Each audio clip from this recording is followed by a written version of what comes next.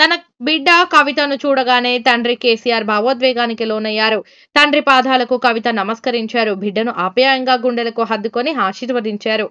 ఎర్రవెల్లి నివాసానికి కవిత తన భర్త, కుమారుడితో కలిసి ఇవాళ మధ్యాహ్నం వెళ్లారు.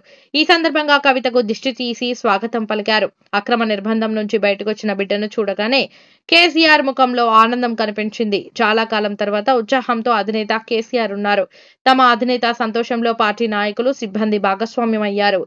కవిత రాకతో ఎర్రవెల్లి కేసీఆర్ నివాసంలో సంతోషం వెల్లివిరిసింది.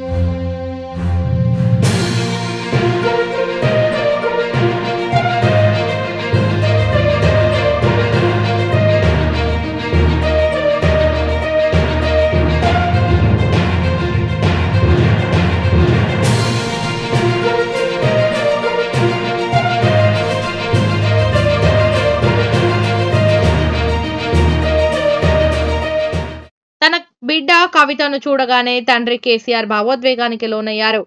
తండ్రి పాదాలకు కవిత నమస్కరించారు. బిడ్డను ఆప్యాయంగా గుండెలకు హత్తుకొని ఆశీర్వదించారు. ఎర్రవెల్లి నివాసానికి కవిత తన భర్త, కుమారుడితో కలిసి ఇవాళ మధ్యాహ్నం వెళ్లారు. ఈ సందర్భంగా కవితకు దిష్టి తీసి స్వాగతం పలికారు. అక్రమ నిర్బంధం నుంచి బయటకొచ్చిన బిడ్డను చూడగానే కేసీఆర్ ముఖంలో ఆనందం కనిపించింది. చాలా కాలం తర్వాత ఉత్సాహంతో అధినేత కేసీఆర్ ఉన్నారు. తమ అధినేత సంతోషంలో పార్టీ నాయకులు, సిబ్బంది భాగస్వామ్యమయ్యారు.